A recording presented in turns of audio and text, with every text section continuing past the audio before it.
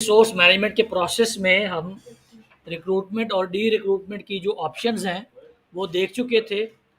अब रिक्रूटमेंट के बाद जो उससे लिंक्ड अगला फिनोमेना है दैट इज सिलेक्शन।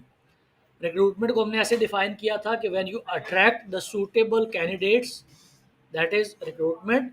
और जब उस सूटेबल कैंडिडेट्स के पूल में से जो आप स्क्रीन करते हैं और सेलेक्ट करते हैं कि अप्रोप्रिएट बंदा कौन सा होगा, दैट इज़ कॉल्ड सिलेक्शन। तो जो नाम इम्प्लाई करते हैं समटाइम वो कंफ्यूजिंग होते हैं कि हम रिक्रूटमेंट को हायरिंग के प्रोसेस से इक्वेट करते हैं, जो कि सही नहीं है। Recruitment is attracting the pool, और जैसे मैंने कहा था कि अखबार के अंदर इश्तिहार देना और लोगों से एप्लीकेंट्स को कॉल करना for applications, this is one part, this is recruitment. और जब उस पूल को आप लिंक करते हैं विद स्क्रीनिंग और appropriate selection of the resource, this is called selection. और ये दोनों अलग अलग पार्ट है जो कि मिल के किसी भी हायरिंग प्रोसेस को कंप्लीट करते हैं। The selection is screening job applicants to ensure that the most appropriate candidate are hired. तो ये दोनों फिनोमेना को अलग अलग डिफाइन करना और इनको याद रखना ज़रूरी है कि रिक्रूटमेंट अलग पार्ट है और जो सिलेक्शन है वो अलग पार्ट है। रिक्रूटमेंट और सिलेक्शन में एक जो बहुत ही की इंडिकेटर होता है जिससे ये डिफ़ाइन होता है कि आपकी ह्यूमन रिसोर्स मैनेजमेंट की जो प्रैक्टिसेस हैं ये ठीक काम कर रही हैं या गलत काम कर रही हैं, that is validity and reliability. Validity और रिलायबिलिटी आपकी वो तमाम जो टूल्स हैं उनके ऊपर एज ए पैरामीटर अप्लाई होते हैं।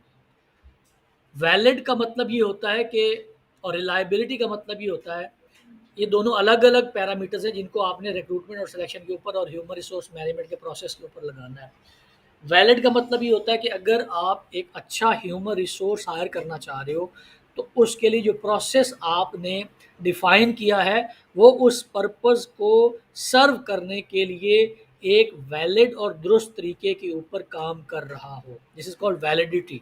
और रिलायबिलिटी ये होती है कि अगर आप उसी प्रोसेस को दूसरी दफ़ा से इस्तेमाल करोगे तो सिमिलर रिज़ल्ट आएगा। रिसर्च में ये कॉन्सेप्ट इस्तेमाल होते हैं कि आपका जो इंस्ट्रूमेंट है जिससे आप डाटा कलेक्ट कर रहे हैं या रिसर्च कंडक्ट कर रहे हैं वो वैलिड भी होना चाहिए और रिलायबल भी होना चाहिए। तो वैलिडिटी का सादा लफ्ज़ों में मतलब ये है कि अगर मैं ये कहूँ कि ये मोबाइल इस्तेमाल होता है टू मेक अ कॉल, तो वैलिड ये होगा कि मैं इसे कॉल करूँ तो कॉल हो जाए। और अगर मैं इसे कल कॉल करूं, परसों कॉल करूं, साल बाद कॉल करूं तो फिर भी हो, दिस वुड बी रिलायबिलिटी।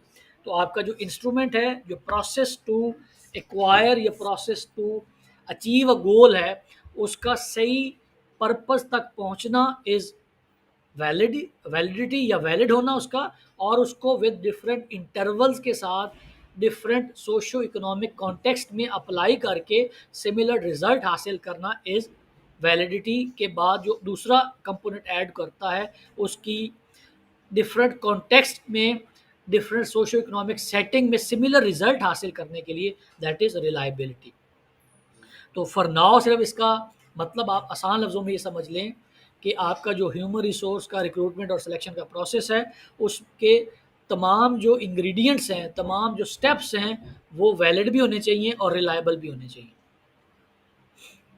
क्या क्या टूल्स आप इस्तेमाल कर सकते हैं for selection, not for recruitment. Selection के लिए कौन कौन से टूल्स हो सकते हैं? सबसे पहले जो ऑर्गेनाइजेशंस बहुत ज़्यादा इस्तेमाल करती हैं दैट इज़ एप्लीकेशन फॉर्म, जिससे आप उसकी बेसिक इन्फॉर्मेशन कलेक्ट करते हो, कुछ उसके सोशो इकोनॉमिक बैकग्राउंड को पता करने की कोशिश करते हैं, कुछ उसकी एजुकेशनल बैकग्राउंड को पता करने की कोशिश करते हैं। दूसरा, एक रिटन और परफॉर्मेंस स्टिमुलेशन टेस्ट होता है। स्टिमुलेशन टेस्ट में आप उसको डिफरेंट हाइपोथेटिकल गेम्स के ज़रिए या डिफरेंट हाइपोथेटिकल सिचुएशंस के ज़रिए किसी भी प्रैक्टिकल मसले का हल हासिल करने की कोशिश करते हैं। सिमुलेशंस में करते आप ये हैं कि जैसे आप गेम्स खेलते हैं, गेम इज़ अ सिमुलेशन। कि अगर आपको ये कहा जाए, जैसे आप वो डिफरेंट लेवल्स करते हैं, तो लेवल जैसे जैसे आप ऊपर जाते हैं तो एक्चुअल फिजिकल या रियल नहीं होता वो जो आप काम कर रहे होते हैं, उससे आपकी एक स्किल डिफाइन हो जाती है। तो जब किसी भी जॉब के मुतल्लिक जो काम आपने करना है इसको आप कन्वर्ट कर देते हो इनटू अ गेम, और उस गेम में आप उसका जो लेवल ऑफ प्रोफिशिएंसी है वो इनडायरेक्टली गेज करने की कोशिश करते हैं। This is called simulation. और दुनिया में सिमुलेशन बिजनेस एजुकेशन में बहुत ज़्यादा इस्तेमाल होती है।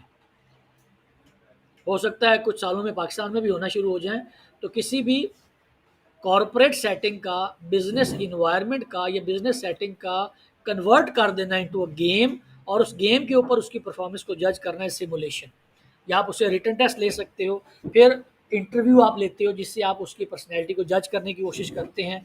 बैकग्राउंड इन्वेस्टिगेशन की जाती है कि जो उसने इन्फॉर्मेशन दी है वो करेक्ट है, वो सही है, वो दुरुस्त है।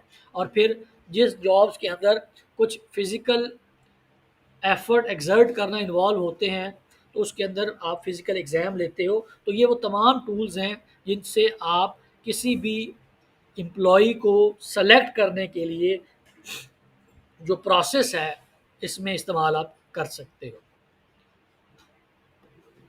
Application form almost almost universally इस्तेमाल होता है। इसमें काफ़ी यूज़फुल इन्फॉर्मेशन है जो आप कलेक्ट कर लेते हो, लेकिन इसमें आप प्रिडिक्ट तो कर सकते हो कि परफॉर्मेंस कैसी होगी, लेकिन इसकी श्योरिटी नहीं होती। इसकी जो डार्क साइड है कि ये ज़रूरी नहीं है कि एप्लीकेशन फॉर्म में उसका जो एजुकेशनल बैकग्राउंड आपको बता रहा है वो ट्रांसलेट हो into the actual performance as well. Written test में आप कोशिश करते हैं कि वो रियलिस्टिक होना चाहिए। इंटेलिजेंस, एप्टीट्यूड, एबिलिटी और पर्सनैलिटी और इंटरेस्ट के मुतल्लिक क्वेश्चंस होने चाहिए। बहुत पुरानी बात है, हमने एक रिसोर्स हायर करना था तो उस टीम का मैं भी हिस्सा था।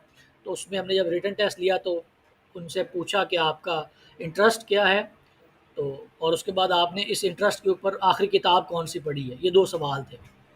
तो लकीली उसने जो इंटरेस्ट लिखा और जो बुक का नाम उसने लिखा वो मैंने कुछ अर्सा पहले ही पढ़ी थी। तो मैंने उससे पूछा उस बुक से मुतल्लिक एक चीज़, मैंने कहा कि इससे की लर्निंग आपने क्या ड्रॉ की? तो उस बंदे ने जो की लर्निंग बताई वो उस किताब में लिखी हुई नहीं थी। तो ये भी आपने मेक श्योर करना है कि बाज़ औक़ात कुछ ऑर्गेनाइज़ेशंस आपसे जब टेस्ट लेती हैं तो उसमें कुछ आपके पर्सनल इंटरेस्ट के बारे में चीज़ें पूछती हैं। तो अगर आप लिख दो कि वॉचिंग मूवीज़, मेरा ये इंटरेस्ट है, और वो पूछ लिया आपने आखिरी मूवी कौन-सी देखी है? तो वहाँ पे फिर सोच के जाना है, वो ये ना कहना है मैंने बाहुबली देखी है। तो क्योंकि बाहुबली का is no connection with the job. तो आपने अपनी जॉब को कनेक्ट करना है उस इंटरव्यू का, उस एप्लीकेशन फॉर्म का, उस रिटन टेस्ट का पर्पज़ ये है कि सूटेबिलिटी चेक करनी है कि आप सूटेबल कैंडिडेट हो। तो आपने अपनी तमाम इन्फॉर्मेशन को, तमाम जो फैक्ट्स हैं उनको प्रेज़ेंट ऐसे करना है, गेज ऐसे करना है कि ऑर्गेनाइज़ेशन के पर्सपेक्टिव में वो पॉज़िटिव लगें उनको। तो अगर आपने बाहुबली देखी हुई है तो वो कहेगा ये तो फ़ज़ूल किस्म की फ़िल्में देखता है। अगर आपने पुष्पा देखी है, फिर आप अब देखें, फिर वही बात है ना कि अगर आपने ये कहें कि उसको मैंने परस्यूट ऑफ हैप्पीनेस देखी है तो उसको समझ आएगी। अगर आप उसको कहो कि मैंने ट्रॉय देखी है, अलेक्जेंडर देखी है, तो अगर चूड़ियाँ देखी है तो उससे इससे देखिए ना, ऑर्गेनाइजेशन वाला जो बंदा बैठा है ना वो आपको जज करने के लिए बैठा है। तो ये तमाम चीज़, स्पाइडरमैन देखी है मैंने, ये हाँ, तो इनसे आप सिग्नल्स भेजते हो ना कि मैं किस तरह का मेरा इंटरेस्ट है। तो आपका जो ईमेल एड्रेस होता है उसको भी वो एज अ गेज इस्तेमाल करते हैं। हनी अंडरस्कोर मी अंडरस्कोर याहू, इस तरह के जो ईमेल एड्रेस होते हैं, दिस रिफ्लेक्ट समथिंग। तो इससे कुछ आप एक इंडिकेट करते हो कि आपकी पर्सनैलिटी कैसी है। जो ईमेल एड्रेस है उससे भी एक रिफ्लेक्शन आती है आपकी। और बहुत ही अपर लेवल की मैनेजमेंट पे जाते हुए एक साहब बता रहे थे कि उनसे अब उनके यूज़र नेम है ईमेल एड्रेस का, उसका पासवर्ड पूछा गया कि आपने पासवर्ड क्या रखा हुआ है। उसके शुरू वाले कुछ अल्फ़ाबेट्स बताएं ताकि हमें पता चल सके कि ये बंदा वो इन्फॉर्मेशन जो किसी को नहीं पता उसके लिए क्या सिमेट्री इस्तेमाल करता है। तो ये सुनने में आपको बेज़रर सी चीज़ें लगती हैं, लेकिन इनसे इम्प्लाई होती हैं कुछ चीज़ें, जो चीज़ें आपको पसंद होती हैं, जिनको आप देखते हैं, जिनके ऊपर आप टाइम लगाते हैं। इनसे आपकी जो रिफ्लेक्शन ऑफ द पर्सनैलिटी है ना, उनका पता चलता है। कुछ परफॉर्मेंस जो सिमुलेशन के टेस्ट हैं इनके ऊपर हमने पहले बात कर दी कि अगर आप एक प्रैक्टिकल कॉरपोरेट फिनोमिना को कन्वर्ट करते हैं इनटू द गेम और फिर गेम खिला के उससे देखते हैं कि ये कैसा परफॉर्म करता है। इंटरव्यू में ये भी ऑलमोस्ट यूनिवर्सली इस्तेमाल होता है। लेकिन जो other side of the picture है इंटरव्यू की वो ये है कि तकरीबन जितने भी ह्यूमन रिसोर्स के एक्सपर्ट हैं उनका ये कंसेंसस है कि interview is not a good tool to जज the performance of an individual. किसी भी बंदे की पर्सनैलिटी को जज करने का ये टूल नहीं है। वजह क्या है? इंटरव्यू में वो बंदा बहुत अच्छा परफॉर्म करेगा जो बहुत अच्छा एक्टर है। This is acting skills. आधे घंटे में उसने आपसे सवाल पूछा, आपने बड़ी अच्छी एक्टिंग करके उसको जैसा इम्प्रेस कर लिया तो एच आर, हाँ ये उसकी अच्छी स्किल हो सकती है। तो एच आर वाले इंटरव्यू से जो चीज़ें लेते हैं उनकी बुनियाद पे फैसला नहीं करते हो, बाकी सारे फैक्टर्स को मद्देनजर रख के। क्योंकि इंटरव्यू में तो आपने एक्टिंग करनी ना 10 मिनट, 10-15 मिनट में आपने एक्टिंग करके इम्प्रेस कर दिया। अब जब ये 10 मिनट स्पैन करेगा over the period of 8 hours daily, 22 days a month and 360 days a year, तो ये जो प्रोपोर्शन है इस 10 मिनट की, ये तो बहुत मिनिमल हो जाती है।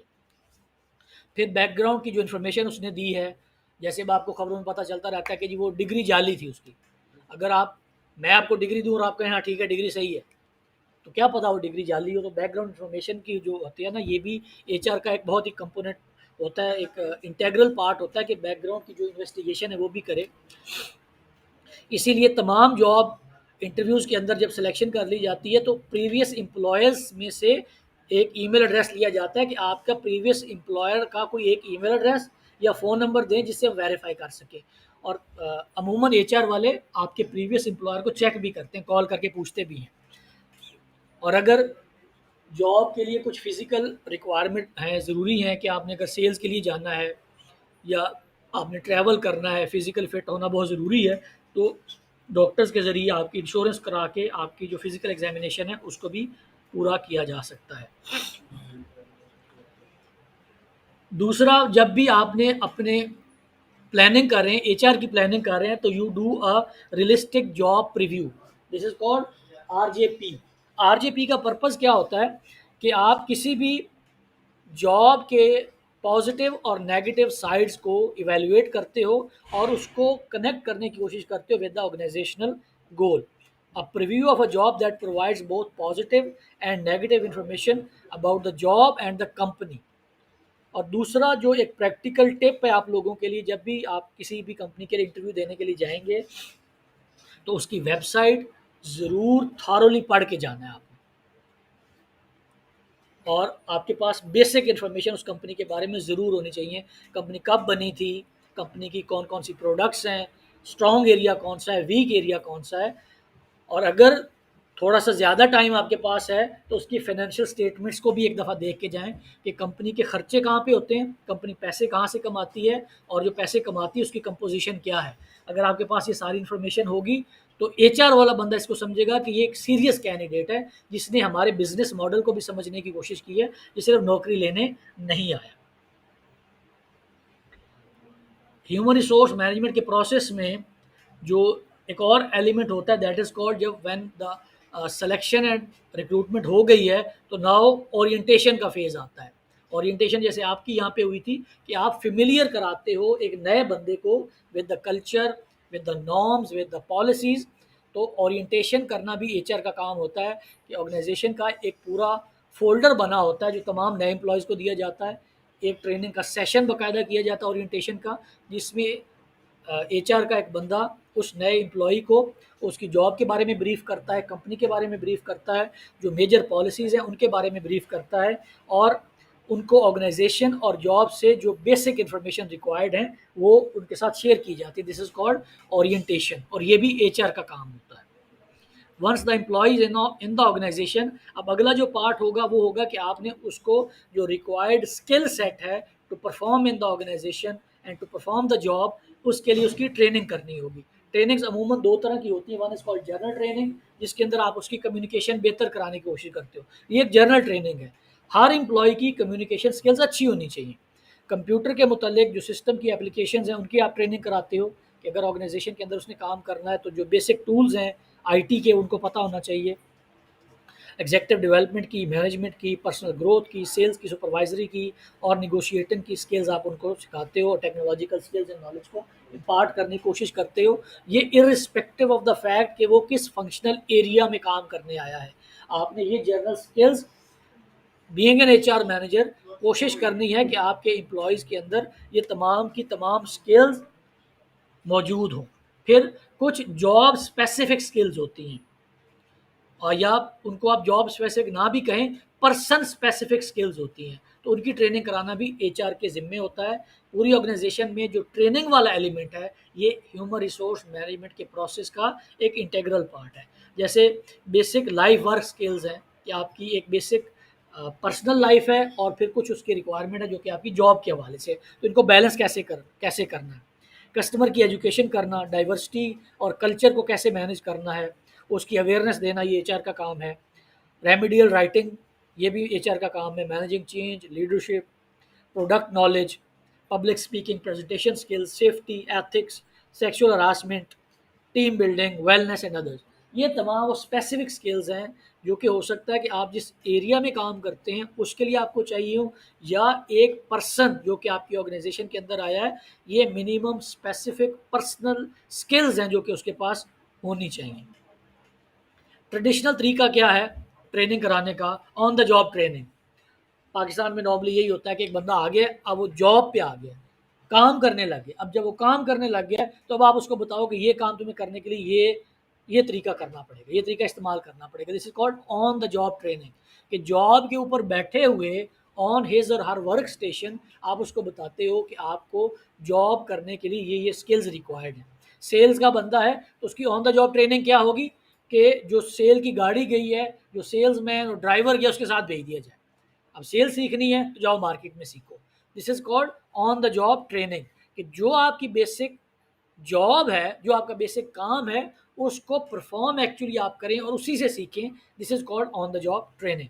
फिर जॉब रोटेशन, अच्छी ऑर्गेनाइजेशन के अंदर ये काम भी किया जाता है। इसके दो फायदे होते हैं कि अगर एक डिपार्टमेंट है जिसमें 15 लोग काम करते हैं, तो 15 बारी बारी एक दूसरे का काम करेंगे। एक महीने के लिए अगर मैं सेल्स का बंदा हूँ और मैं गाड़ी के साथ जाता हूँ, तो एक महीने जो उस सेल्स का वाउचर आके बनाता है, इन और आउट एंट्री करता है, मैं उसका काम करूँगा।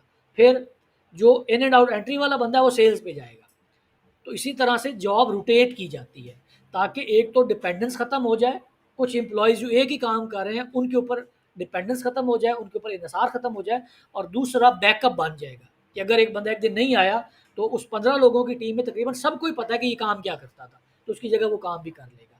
और इससे एक एम्प्लॉयज़ के अंदर एक मोटिवेशन भी पैदा रहती है कि एक तरह का काम करने से मोनोटनी आ जाती है, बंदा बोर हो जाता है। तो जब आप डिफरेंट काम करते हो तो आपको एक पर्सनल ग्रोथ की और फीलिंग आती है कि मुझे डिफरेंट काम करने को मिल रहे हैं, जिससे एक इंगेजमेंट का एलिमेंट हमेशा मौजूद रहता है। तो this is called job rotation.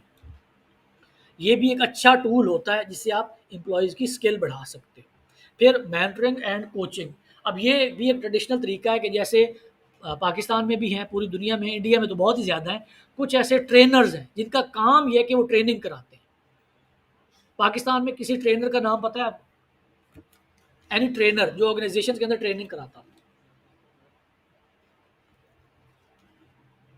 नहीं पता? इंडिया के किसी का पता है? सोनू शर्मा का नाम सुना है? डॉक्टर विवेक बिंद्रा का नाम सुना है?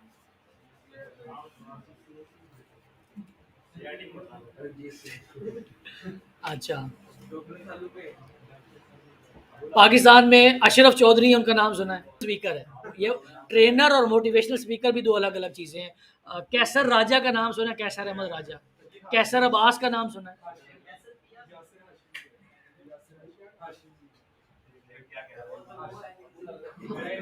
हिशाम सरवर। हिशाम सरवर। हिशाम सरवर भी एक ट्रेनर है। तो ये तमाम ट्रेनर्स, इनका काम, इनका प्रोफेशन है, इनकी कंपनीज बनी हुई। तो ये इनको आप हायर करते हो, एक दिन के लिए ये आएंगे, आपके एम्प्लॉयज़ के साथ सेशन करेंगे, उनको सब्ज़ बाग दिखाएंगे, उनको मोटिवेट करने की कोशिश करेंगे। तो ये ऐसे तरह, इस तरह से भी आप ऑर्गेनाइजेशन के अंदर ट्रेनिंग का पार्ट कर सकते हो। क्योंकि देखें, ट्रेनिंग के लिए इंटरनल ट्रेनर रखना बहुत मुश्किल है, कि ट्रेनिंग तो आपने साल में एक दफ़ा करानी है, तो आप पूरा ट्रेनिंग का डिपार्टमेंट तो नहीं बना सकते। फिर अगला जो टूल है दैट इज़ एक्सपेरिएंशियल एक्सरसाइजेज, कि आपने जो उनसे काम करवाना है उनकी एक्सपीरियंशियल एक्सरसाइजेज उनसे करवाएं, जिससे उनकी ट्रेनिंग होती रहेगी। फिर हर ऑर्गेनाइजेशन के अंदर कुछ वर्क बुक और मैनुअल्स बने होते हैं। हर पुरानी ऑर्गेनाइजेशन, बड़ी ऑर्गेनाइजेशन में एचआर का मैनुअल अलग होगा, एचआर का अपना मैनुअल होगा, जिसमें ह्यूमन रिसोर्स की तमाम पॉलिसीज इकट्ठी होंगी, लीव कैसे लेनी है, छुट्टी कैसे अप्लाई करनी, कर्जा कैसे अगर मांगना है किसी एम्प्लॉय ने, प्रोविडेंट फंड मिलना है कि नहीं मिलना, इंश्योरेंस मिलनी है कि नहीं मिलनी, ये तमाम पॉलिसीज़ उस मैनुअल का हिस्सा होती हैं। तो तमाम ऑर्गेनाइजेशन में एम्प्लॉयज़ के मुतल्लिक जो वर्क बुक्स होती हैं, जो मैनुअल्स होते हैं, वो बने होते हैं। तो इससे भी आप एम्प्लॉयज़ की ट्रेनिंग करते हो नए एम्प्लॉय की। अगर ऑर्गेनाइजेशन की तमाम पॉलिसीज़ इन अ मैनुअल नए बंदे को दे दी जाए, उनको स्किम कर ले, तो उसको पता चल जाएगा कि इस ऑर्गेनाइजेशन में कौन-कौन सी पॉलिसीज़ हैं जो कि एप्लीकेबल है। उसके बाद आप क्लासरूम लेक्चर्स करा सकते हो कि आप किसी ट्रेनर को हायर करो और एक ट्रेडिशनल तरीका है ट्रेनिंग का, जैसे ये क्लास में हो रही है, इसी तरह से आप ट्रेनिंग भी करा सकते हो इन द क्लास। फिर कुछ ऐसे मेथड्स हैं जिनमें टेक्नोलॉजी को इस्तेमाल किया जाता है। जैसे अगर कोई हमने इंडिया का बंदा, जैसे हमने बात की डॉक्टर विवेक बिंद्रा, बहुत ही मशहूर और इंटरनेशनल ट्रेनर है, वो मोटिवेशनल स्पीकर भी है। तो अब उसको अगर हायर करना है तो हम उसको ज़ूम के ज़रिए या इंटरनेट के स्काइप के ज़रिए कनेक्ट करेंगे और एक जो ट्रेनिंग है वो कंडक्ट कर सकते हैं। सैटेलाइट टीवी के ज़रिए हम कर सकते हैं, वीडियो कॉन्फ्रेंसिंग के ज़रिए कर सकते हैं। ई लर्निंग के बहुत ज़्यादा रिसोर्सेज हैं। कोर्सेरा का नाम सुना? What is Coursera? कोर्सेरा आपने सुना? कोर्स करवाती है। तो वो एक ई लर्निंग की वेबसाइट है, जिसमें फ्री कोर्सेज भी हैं, पेड कोर्सेज भी हैं। तो वहाँ से भी आप एम्प्लॉयज़ को रिकमेंड कर सकते हो। लिंक्डइन का पता? What is LinkedIn? लिंक्डइन की भी अपनी एक सर्विस है, जिसमें वो ट्रेनिंग्स भी करवाते हैं। एक तो एक प्लेटफॉर्म है, आप कनेक्ट करते हो, मतलब जैसे फेसबुक पे कनेक्ट करते हो वैसे वहाँ पे लोगों से इंटरेक्ट करते हो, लेकिन उनकी अपनी ट्रेनिंग्स की भी एक सेक्शन है जिसमें आप उनकी ट्रेनिंग्स भी कर सकते हो। और फिर कुछ ऐसी मोबाइल डिवाइसेस हैं जिनमें आप ट्रेनिंग कर सकते हो डेमो अकाउंट्स बना के। जैसे स्टॉक एक्सचेंज की बहुत ज़्यादा ऐप्स ऐसी हैं जिन पे ऑक्टा एफएक्स, तो खैर एक्चुअल ट्रेडिंग ऐप है ना, ये ट्रेडिंग ऐप, यहाँ पे पैसा लगाना पड़ता है। लेकिन कुछ ऐसी ट्रेडिंग ऐप्स हैं जिन पे आप वो सिखाने की कोशिश करते हैं। नून अकेडमी, जी जी जी, वो एक अच्छा सोर्स है जिस पे आप चीज़ें लर्न कर सकते हैं फ्री ऑफ कॉस्ट। और ह्यूमन रिसोर्स के इस प्रोसेस में मूविंग फॉरवर्ड, जब आपने एम्प्लॉयज़ को हायर कर लिया, सेलेक्ट कर लिया, रिक्रूटमेंट एंड सिलेक्शन के बाद द नेक्स्ट स्टेप इज़ कि आपने उनकी ट्रेनिंग करा ली।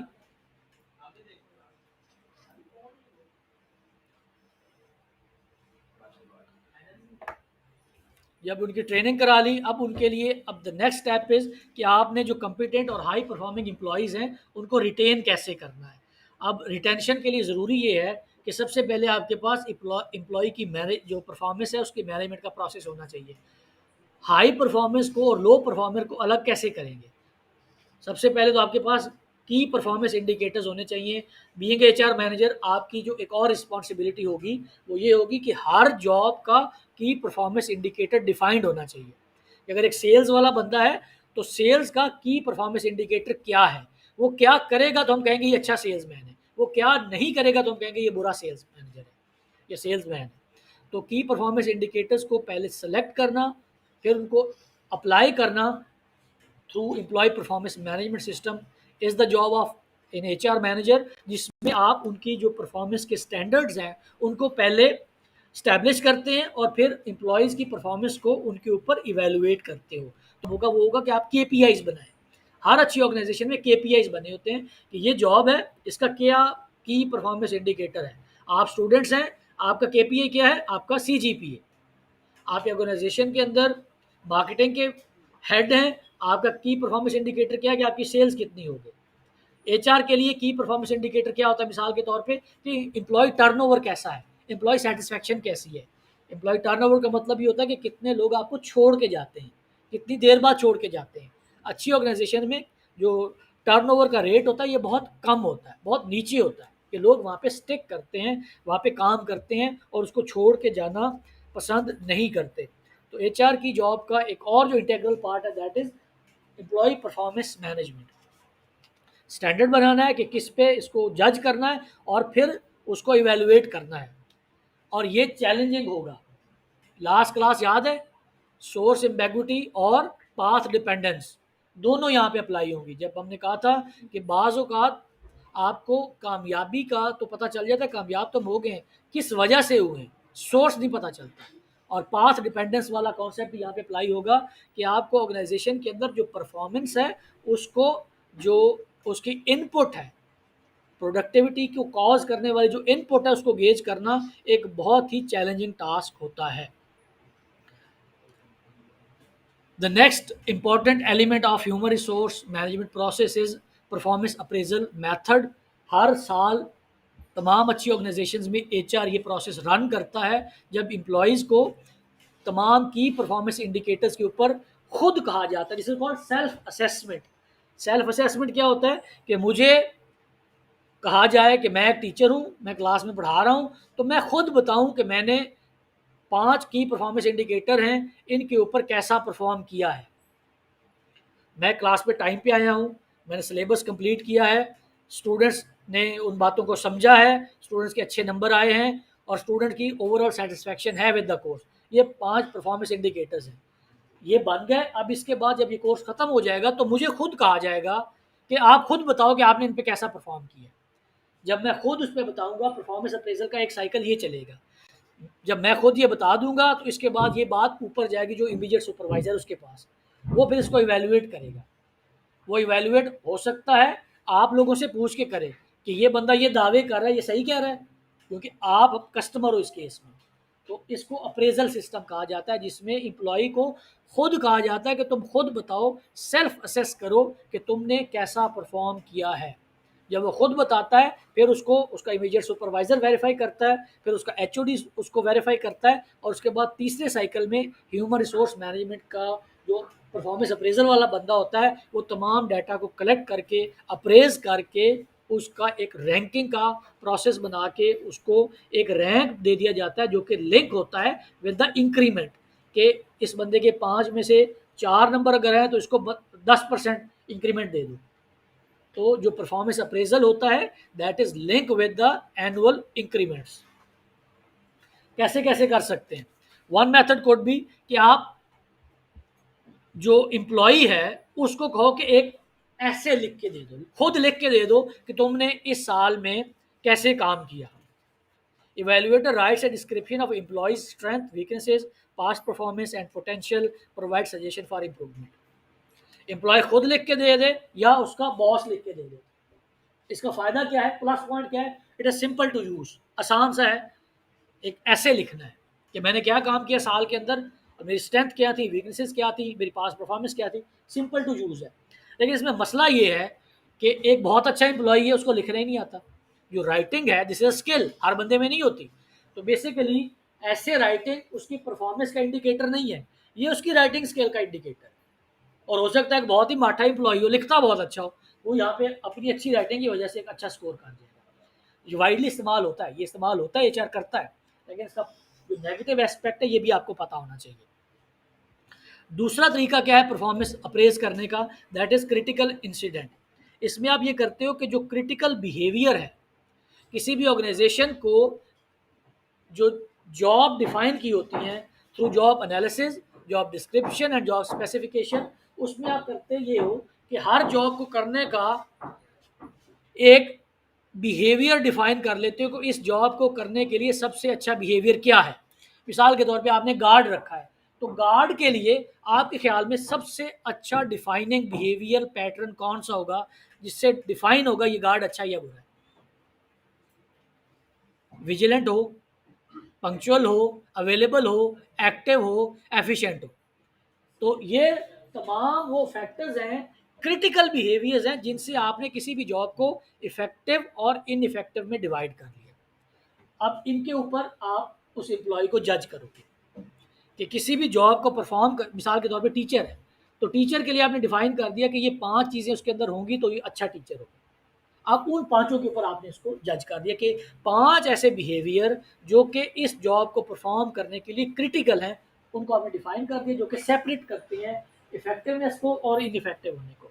कि अगर ये होंगे तो ये इफेक्टिव होगा, अगर नहीं होंगे तो इनइफेक्टिव होगा। तो इनको डिफाइन करने के बाद अब आपने उसके ऊपर उनको इवेलुएट करना है। इसमें मसला क्या है, पहले फ़ायदा देख लेते हैं कि दिस इज ये इसमें से आपको बहुत ज़्यादा रिच इंफॉर्मेशन मिलेगी, रिच एग्जांपल्स मिलेंगे, और आपको इसकी जो बुनियाद आपने बनाई है वो उसका बिहेवियर है कि टीचर के बिहेवियर में 5 चीज़ें, गार्ड के बिहेवियर में, सेल्स वाले बंदे के बिहेवियर में, एचआर वाले के बंदे में, तो कौन कौन से ऐसे फैक्टर्स हैं जिनसे ये इफेक्टिव और इनइफेक्टिव डिसाइड होगा। लेकिन इसमें मसला ये है कि इसमें टाइम बहुत लगता है, और दूसरा, बिहेवियर को आप क्वांटिफाई नहीं कर सकते। मैं कहता हूँ कि मैं बहुत अच्छा टीचर हूँ, तो ये this is not a quantifiable phenomena. मैं बहुत अच्छा टीचर हूँ, ये इसको क्वांटिफाई नहीं कर सकते। अगर मुझसे कोई पूछे कि, या आप कहें कि मैं बहुत अच्छा टीचर हूँ, अब ये एचआर के पास चली गई, तो मुझे वो कितने नंबर दे इसमें से। बहुत अच्छा teacher is a subjective statement, इसको क्वांटिफाई आप नहीं कर सकते। या तो आपसे किसी स्केल पे लिया जाए ना कि ये बहुत अच्छा टीचर है, अच्छा टीचर है, बुरा टीचर है, बहुत बुरा टीचर है, तो आपने स्केल बना दिया। तो scale of very bad to very good, अब इसके दरमियान अगर आप नंबर देंगे तो क्वांटिफाई हो जाएगा। लेकिन अगर आपने बुनियाद बेसिस इज ऑन बिहेवियर कि ये 5 बिहेवियर होने चाहिए गार्ड के लिए, टाइम से आए, पंक्चुअल हो, एफिशिएंट हो, हर वक्त अवेलेबल हो, तो ये तो सारे बिहेवियर है। इससे आप इवेल्युएट कैसे करोगे, उसमें नंबर कैसे दोगे।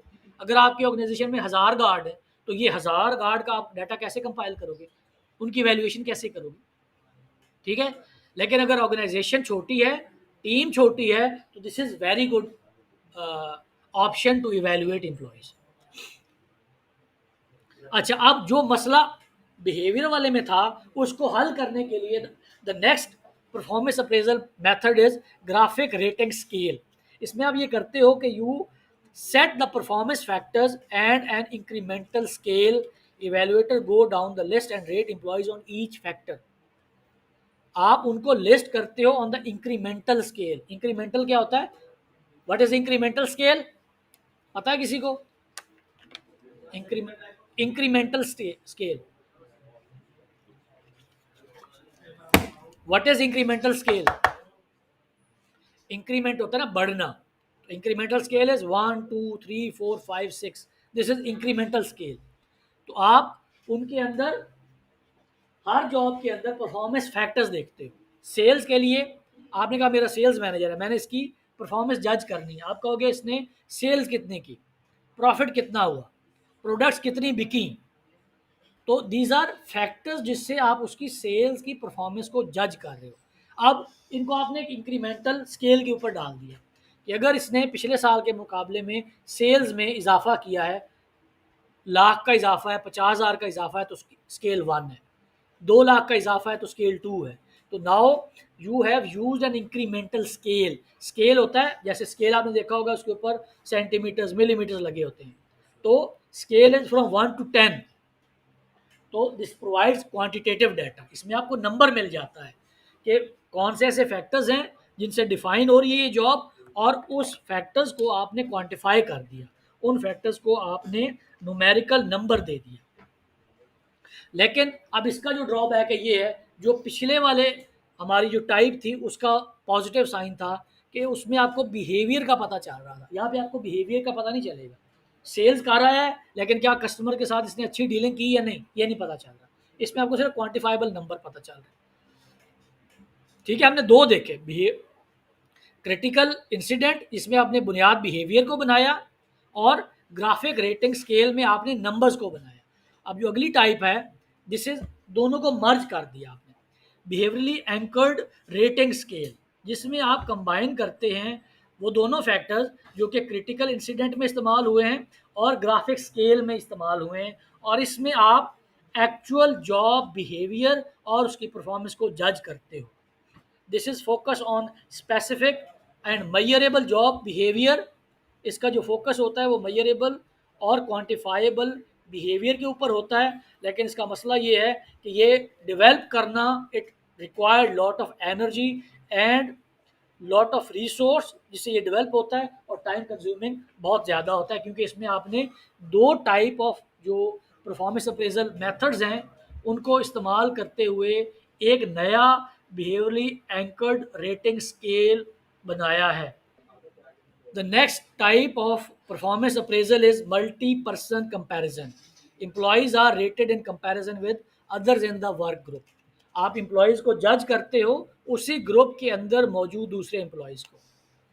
इसका पॉजिटिव ये है कि आपने एम्प्लॉयज़ के लिए एक जस्टिफाइड तरीके से उनकी परफॉर्मेंस को उसी ग्रुप के अंदर जो मौजूद लोग थे उनके साथ कंपेयर किया। लेकिन इसमें मसला ये होता है कि अगर ग्रुप बहुत बड़ा है, ऑर्गेनाइजेशन बहुत बड़ी है, कुछ ऐसे ऑर्गेनाइजेशन जहाँ पे एम्प्लॉयज़ की तादाद लाखों में होती है, तो आप क्या उन लाखों को 2 ग्रुप्स में डिवाइड करके सबका कंपैरिजन एक दूसरे से करोगे, तो ये मुश्किल हो जाता है जब आप इसको बड़ी ऑर्गेनाइजेशंस के अंदर अप्लाई करने की कोशिश करते हो। तो पर्पज़ इस जो है ना इस पूरी डिस्कशन का ये है कि ये डिफरेंट मेथड्स हैं, आपने अप्लाई कौन-सा करना है, this would depend the organisational size और आपका मकसद क्या है, जो हासिल आप करना चाहते हो। हमने एमबीओ पढ़ा था, दिस इज कॉल्ड एमबीओ। एक तरीका ये होता है कि आप management by objective, MBO is management by objective, और इसमें आप करते ये हो कि आप जो स्पेसिफिक गोल्स हैं उनको डिफाइन कर देते हो फॉर ईच एम्प्लॉय कि आपके ये गोल्स हैं, ये आपने अचीव करने हैं। सिंपल, साल बाद देखेंगे अगर आपने गोल अचीव किए हैं तो आपकी रेटिंग ठीक है, अगर नहीं किए तो आपकी रेटिंग सही नहीं है। तो this is focus on the goals और रिजल्ट ओरिएंटेड है कि हमने ये काम आपको दे दिया है, अब साल बाद मिलेंगे और देखेंगे कि क्या काम किया या नहीं। और फिर दिस इज टाइम कंज्यूमिंग, हर बंदे की जॉब के गोल्स हर साल डिसाइड करना, डिफाइन करना बहुत बड़ी एक टास्क होगी जो कि आपको करनी पड़ेगी। लेकिन these are very specific goals, आपने एक साल के लिए हर बंदे के गोल्स और उसकी जॉब के अगेंस्ट डिफाइन करने के बाद उसके जिम्मे लगा दी। द नेक्स्ट स्टेप इज या next process is 360 degree appraisal. 360 कैसे होता है कि पूरा प्रकार अगर आप घुमाएं तो दिस इज 360। तो आप जो फीडबैक लेते हो किसी भी एम्प्लॉय का, वो उसके सुपरवाइजर से, को वर्कर से और उनके जो दूसरे एम्प्लॉयज़ उनके साथ काम कर रहे होते हैं, तमाम से फीडबैक लेने के बाद जो आप अप्रेजल सिस्टम बनाते हो, this is called 360 appraisal system. ये बहुत थॉरो होता है, लेकिन ऑब्वियसली ये भी एक बहुत ही टाइम कंज्यूमिंग टास्क है जिसमें तमाम एम्प्लॉय से डाटा कलेक्ट करना एक बहुत बड़ी जॉब होती है। Once the employee is recruited, selected, trained, performance appraisal हो गया, now comes the compensation part. जब आपने इवैल्यूएशन कर ली, अप्रेजल का मकसद क्या था? अप्रेजल का मकसद ये था कि एक तो ये चेक किया जाए कि जो इसके टास्क इसको असाइन किए गए थे इसने हासिल किए या नहीं। लेकिन अगर कर लिए हैं तो अब ऑर्गेनाइजेशन इसको कंपनसेट कैसे करेगी, एनुअल जो अप्रेजल होता है वो कैसे किया जाएगा। दो तरह से आप जॉब सेट कर सकते हो, उसकी जो पे स्केल है, जो उसकी जो जॉब है उसके लिए जो उसको कंपनसेशन देनी है। One is called skill based पे, a pay system that provides employee for the job skills they demonstrate। तनख्वाह देने का एक क्राइटेरिया ये हो सकता है कि आप ये देखो कि इसके पास कौन कौन सी स्किल्स हैं। अब स्किल्स ट्रांसलेट होती हैं परफॉर्मेंस में या नहीं, ये बात की बात है। जो स्किल्स वो दिखा रहा है आपको, उनकी बेसिस के ऊपर जब आप उसकी स्केल के ऊपर तनख्वाह लगाओगे, this is called skill based पे। And the second type is variable pay, a pay system in which individuals compensation is contingent to on performance। contingent क्या होता है? इसकी जो पे स्केल है इसका दारोमदार इसकी परफॉर्मेंस के ऊपर होगा। अब इसमें और जो स्किल वाला है उसमें फ़र्क ये है कि जो स्किल बेस्ड तनख्वाह में आप देखते हो कि उसकी जो रिक्वायर्ड स्किल्स हैं उनकी बुनियाद पे आपने उसकी तनख्वाह लगा दी। लेकिन यहाँ पे जो बेसिस है दैट इज़ परफॉर्मेंस, किसने परफॉर्म कैसा किया। अब फिर परफॉर्म को आपको डिफाइन करना पड़ेगा कि performance for a teacher, for a student, for a salesman, for a sales manager, for a marketing manager, for production manager वो डिफरेंट होगी। तो आपको हर बंदे की जॉब परफॉर्मेंस को क्वांटिफाई करना पड़ेगा। एचआर के लिए ये बहुत बड़ा चैलेंज होता है कि परफॉर्मेंस को क्वांटिफाई कैसे किया जाए। और जो दूसरा चैलेंज आता है वेरिएबल पे और स्किल बेस्ड पे में फैसला करते हुए ये होता है कि ऑर्गेनाइजेशंस में मेजॉरिटी ऑफ द टास्क होती हैं जो रूटीन टास्क होती हैं, हर साल ही करनी है। एक जॉब आपने बनाई, ये जैसे एक टीचर है तो टीचर की जॉब जो है, टीचर आज भी वही कर रहा है, 10 साल बाद भी वही कर रहा होगा। तो इसमें जो स्किल बेस्ड पे है वो कैसे आप अप्लाई करोगे? अगले साल भी क्या उन्हीं पैरामीटर्स पे करोगे तो कैरियर प्रोग्रेशन कैसे आएगी? एक ड्राइवर है सिमिलर काम कर रहा है, गार्ड है सिमिलर काम कर रहा है, सेल्स वाला बंदा सिमिलर काम कर रहा है, मार्केटिंग वाला बंदा मार्केटिंग प्लान्स बना रहा है। तो बहुत कम सेगमेंट ऑर्गेनाइजेशन के अंदर होता है जो कि वेरिएबल पे के ऊपर या स्किल बेस्ड पे के ऊपर आप उसको लगा के ओवर द ईयर्स उसको बार बार रेप्लिकेट कर सकते हो, क्योंकि बहुत सारे ऐसे काम होते हैं जिनको आप गोल्स के अंदर मेजरेबल परफॉर्मेंस टास्क के अंदर ट्रांसलेट कर ही नहीं सकते। तो उस केस में एचआर के लिए बहुत बड़ा चैलेंज होता है कि ये जो एम्प्लॉयज़ हैं जिन्होंने एक तरह का काम करते रहना है, इनकी वैल्यूएशन का क्राइटेरिया क्या होगा। और दूसरा चैलेंज इससे ये निकलता है कि अगर तो एक बंदे ने सिमिलर ही काम करते रहना तो उसको प्रमोट क्यों करें, उसकी तनख्वाह क्यों बढ़ाएं। तो ये सारे चैलेंजेस हैं एचआर के सामने जो होते हैं। फिर क्या डिटरमिन करेगा कि ऑर्गेनाइजेशन में जो पे और बेनिफिट्स हैं वो कैसे दिए जाते हैं। इसको डिटरमिन करने वाले फैक्टर्स में से सबसे पहले तो ये है कि एम्प्लॉय का जो टेन्योर और परफॉर्मेंस है वो कैसी है। किसी भी एम्प्लॉय ने कैसा परफॉर्म किया, इससे डिटरमिन होगा कि उसको कितना पे किया जाएगा, जो उसकी बेनिफिट्स और उसको कंपनसेट किया जा रहा है। टेन्योर एंड परफॉर्मेंस, टेन्योर्ड, अब ये एक टर्म इस्तेमाल होती है एचआर के अंदर जब किसी एम्प्लॉय को एक स्टेटस दे दिया जाता है कि now you are tenured employee. It is used in comparison with permanent employees. Tenured employee का मतलब होता है कि अब इसको निकाला नहीं जा सकता, ये परमानेंट एम्प्लॉय। तो परमानेंट एम्प्लॉय को टेन्योर्ड एम्प्लॉय कहा जाता है, जिसको कॉन्ट्रेक्चुअल एम्प्लॉय से हटा के टेन्योर्ड एम्प्लॉय बना दिया गया है। तो एम्प्लॉय का टेन्योर, उसकी परफॉर्मेंस, इससे डिटरमिन होगा कि उसको आपने कितने पैसे देने हैं। और टेन्योर्ड एम्प्लॉय इज बेसिकली जो जितना ज़्यादा, क्योंकि कॉन्ट्रैक्ट पे जो बंदा आता है 4 5 7 साल बाद फिर उसको टेन्योर एम्प्लॉय बना दिया जाता है कि कितने ज़्यादा टाइम से ये ऑर्गेनाइजेशन के अंदर है। This will be determined by the time duration, जितने टाइम ड्यूरेशन से वो किसी भी ऑर्गेनाइजेशन के अंदर होगा, क्योंकि जो परमानेंट स्टेटस मिलता है ऑर्गेनाइजेशंस में वो टाइम के साथ मिलता है, टेन्योर के साथ मिलता है, ड्यूरेशन के साथ मिलता है। फिर काइंड ऑफ जॉब परफॉर्मेंस, कि इसने जो जॉब परफॉर्मेंस की, इसके लिए जो स्किल्स रिक्वायर्ड थी उसके ऊपर इसकी प्रोफिशिएंसी कैसी है।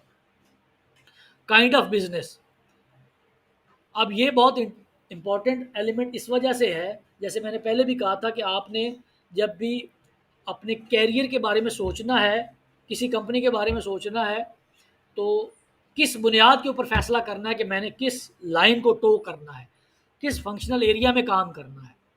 जिस ऑर्गेनाइजेशन में जा रहे होंगे आपने ये देखना है इस ऑर्गेनाइजेशन का बिजनेस मॉडल क्या है और क्या आप उस बिजनेस मॉडल में काम कर रहे हैं। If the answer is yes, वहाँ पे जॉब करनी है।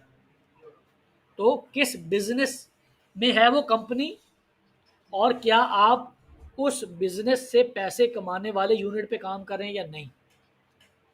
समझ आ गई इस बात की कि ऑर्गेनाइजेशन कहाँ से पैसे कमाती है, जो उसका रेवेन्यू सोर्स है, जो रेवेन्यू हब है, आपकी जॉब वहाँ पे है या किसी और पे है। क्योंकि अगर आप किसी और जगह पे है फिर आप एक कॉस्ट सेंटर बनोगे, आपको एक कॉस्ट समझा जाएगा।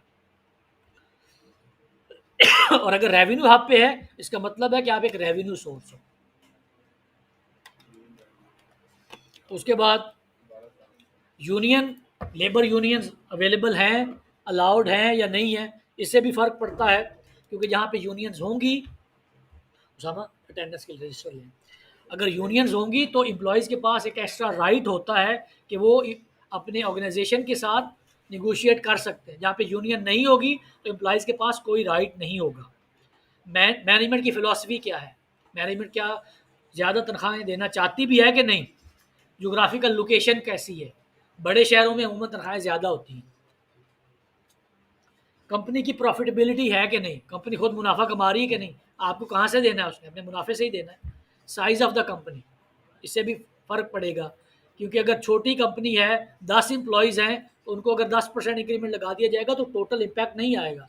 अगर एम्प्लॉय 1 लाख है और सबको 10% दे दे तो जो टोटल वॉल्यूम है उसके ऊपर बहुत बड़ा इम्पैक्ट आएगा। ये तमाम फैक्टर्स हैं जिनसे फैसला होगा कि ऑर्गेनाइजेशन ने जो बेनिफिट्स और कंपनसेशन का जो लेवल है वो क्या रखना है।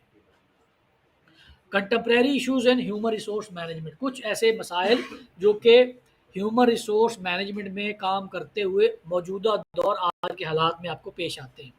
मैनेजिंग डाउन साइजिंग, बंदे निकालना, ये सबसे डर्टी काम होता है जो कि एचआर से कराया जाता है कि बंदे निकालने। अब एचआर वाला वो फाइल बनाता है, उसका वो जो लेटर होता है उसमें रखता है और उसको देता है। तो downsizing is the planned elimination of jobs in an organisation. जब आप प्लान तरीके से, सिस्टमेटिक तरीके से अपनी ऑर्गेनाइजेशन में से जॉब्स को ख़त्म करते हो तो इसको डाउन साइजिंग कहता है। तो ये एक बहुत बड़ा चैलेंज रहता है, मसला रहता है कि ये एचआर के करने का काम है, तो एचआर इसको कैसे करेगा। मतलब ये डर्टी जॉब्स में से एक डर्टी जॉब एचआर के ज़िम्मे ये भी होती है। दूसरा चैलेंज, अगर को वर्क है, मेल भी हैं फीमेल भी हैं, तो वहाँ पे जो दूसरा मसला आएगा that is managing sexual harassment. Any unwanted action और activity of a sexual nature that express work environment है वो हॉस्टाइल हो जाए, this is called sexual harassment. तो ये भी एचआर के ज़िम्मे होता है कि अगर इस तरह का केस रिपोर्ट होता है तो उसको इन्वेस्टिगेट करना और उसके ऊपर फैसला करना। मैनेजिंग वर्क लाइफ बैलेंस, रात को 10 बजे कॉल नहीं करनी चाहिए किसी भी कंपनी को काम के लिए, this is work life balance. जैसे मैंने कहा था कि देयर इज़ अ लॉ कि जो एम्प्लॉई ऑर्गेनाइजेशन छोड़ के गया उसके निकलने के 12 घंटे से पहले आप उसको वापस नहीं बुला सकते। रात को 9 बजे जा रहा है तो सुबह 9 बजे से पहले आप उसको नहीं बुला सकते, this is by law wrong. तो ये भी काम करना एचआर के ज़िम्मे होता है कि जो बेनिफिट्स है, अकोमोडेशन देनी है कि नहीं देनी, अगर फैमिली वाला बंदा है तो उसको कैसे मैनेज करना है, अगर बच्चे हैं, पेरेंट्स हैं, उनको कैसे मैनेज करना है। तो जो फैमिली फ्रेंडली बेनिफिट्स हैं, अकोमोडेशन देना है और वर्क लाइफ बैलेंस को मैनेज करना है, ये भी एचआर का काम होता है। और जो कंट्रोलिंग एचआर कॉस्ट है, HR is itself a cost centre, revenue centre नहीं है। एचआर किसी भी ऑर्गेनाइजेशन को कमा के नहीं देता पैसे। एक तो वो खुद अपने लिए खर्चे लेता है और दूसरा वो ये कहता है कि एम्प्लॉयज़ को भी हेल्थ इंश्योरेंस दो, कार की कॉस्ट दो, पेंशन दो।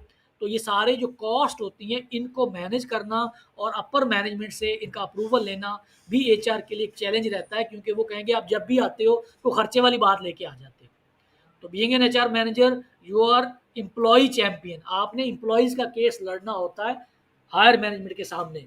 तो एक खर्चा जो अप्रूव कराना है एचआर मैनेजर के लिए फ्रॉम द टॉप मैनेजमेंट, एक ये बहुत बड़ा चैलेंज होता है, क्योंकि आपने बेसिकली जो भी प्रपोजल देना है वो एम्प्लॉयज़ के फ़ायदे का देना है।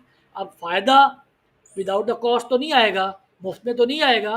तो आपको एक कॉस्ट सेंटर के तौर पे देखा जाता है और कोई भी टॉप मैनेजमेंट सेठ साहब किसी भी कॉस्ट सेंटर को पसंद अमूमन नहीं करते।